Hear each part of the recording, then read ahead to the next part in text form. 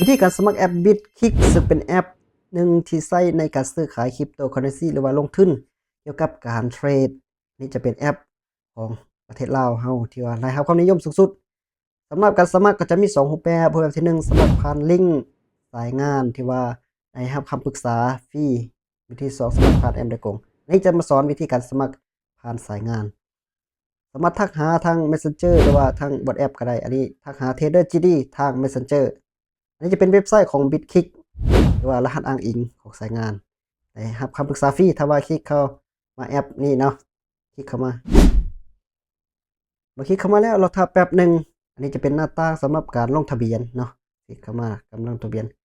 ที่1ก็ซื้อใส่ Gmail ที่2ตั้งชื่อตั้งชื่อที่3ก็คือใส่รหัสหรือว่าตั้งรหัสผ่านที่4รหัสอ้างอิงสายงานเนาะที่5ก็คลิกยอมรับเงื่อนไขอาจจะเริ่มใส่รหัสใส่ Gmail ก่อนเนาะเริ่มใส่ Gmail ก่อนนะเราทุกคนก็ใส่ Gmail ของตัวเองเนาะ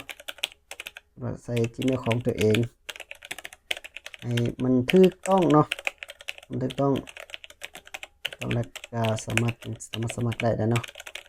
โอเค gmail.com เนาะเมื่อใส่สำเร็จแล้วต่อไปก็มันจะขึ้นละซื้อให้พร้อมเลยเนาะซื้อให้พร้อมเลยออโต้แล้วก็ใส่ตั้งรหัสผ่านรหัสผ่านก็คือใส่ตัวใหญ่ตัวน้อยแล้วก็ใส่ตัวเลขเลยเนาะใส่ตัวเลขเลยครับใส่ตัวพิเศษเลยเนาะใส่ตัวพิเศษเลยให้จังไดก็ได้ที่ว่าเราจะจื้อหรือว่าเราสามารถแคปเอาไว้ก็ได้เนาะสามารถแคปเอาไว้ก็ได้นี่เนาะสามารถแคปไว้ก็ได้รหัสอ้างอิงสายงานก็ใส่ตามนี้เลยใส่ตามนี้เลยแต่ว่าเราคลิกเข้าลิงก์มันจะขึ้นออโต้เมื่อเราใส่ถูกต้องสำเร็จแล้วก็คลิกยอมรับเงื่อนไขแล้วก็ลงทะเบียนเลยคลิกเข้าลงทะเบียนก็รอทับแป๊บหนึ่งอันนี้มันจะกดสอบรหัสยืนยันส่งไปหา Gmail ของเราภายในเวลานี้จะเป็นรหัส Verify 6 ตัวไปกดเบิ่ง Gmail ของเราเนาะกด Gmail โอเคตอนนี้ส่งมาให้แล้วรหัส6 ตัวเนาะเลื่อนขึ้นไปนะแล้วก็สามารถคัดลอกเอารหัสตัวนี้ไปวางใส่เลยเราเอารหัสตัวนี้มาวางใส่อันนี้เนาะวางใส่ภายในเวลาที่กำหนดแล้วก็รอท่าการยืนยันโอเคสำหรับตอนนี้ก็ถือว่าสมัครสำเร็จแล้วเนาะสมัครสำเร็จแล้วเมื่อเราสมัครสำเร็จแล้วเราก็เอา Gmail ที่เราสมัครนั้นไปล็อกอินเข้าที่แอป Bitkik เลยถ้าว่ายังบ่มีเราก็ไปสามารถดาวน์โหลดอยู่ App Store หรือว่า Play Store ได้คลิกเข้ามามันจะเป็นหน้านี้เนาะอันนี้ถ้าว่าเราลงทะเบียนสำเร็จแล้วเราก็สามารถเข้าสู่ระบบไปเลยถ้าเรายังบ่ลงทะเบียนเราจะลงทะเบียนผ่านเว็บโดยตรงเราก็สามารถคลิกตัวนี้อันนี้เข้าสู่ระบบเลยเนาะโอเคเข้าสู่ระบบแล้วเราก็เพียงแต่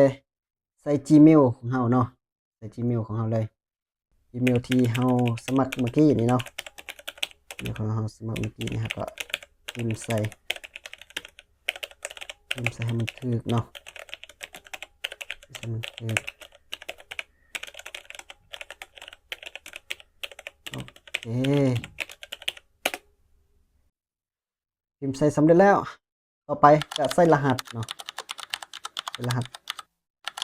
ตัวที่เราแคปเอาไว้เนาะหรือว่าเราได้บันทึกเอาไว้ใส่ให้มันถูกว่าถ้ายังบ่ในใจเราก็สามารถเบิ่งกดสอบเบิ่งได้อยู่นี่นะกดเข้าสู่ระบบเลยอันนี้มันจะส่งรหัสยืนยันไปหา Gmail ของเรารหัส6 ตัวเนาะไปกดเบิ่ง Gmail ของเราอีกครั้งหนึ่งกดย้อนกลับโอเคได้ส่งมาแล้วรหัส6 ตัวนะลอกไปใส่เนาะลอกรหัสตัวนี้ไปใส่โอเควางใส่เลยดอนแล้วก็กดยืนยัน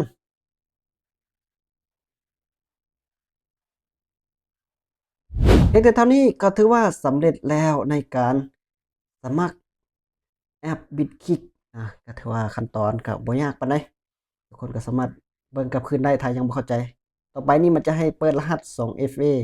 แล้วก็ให้ยืนยันตัวตนเนาะ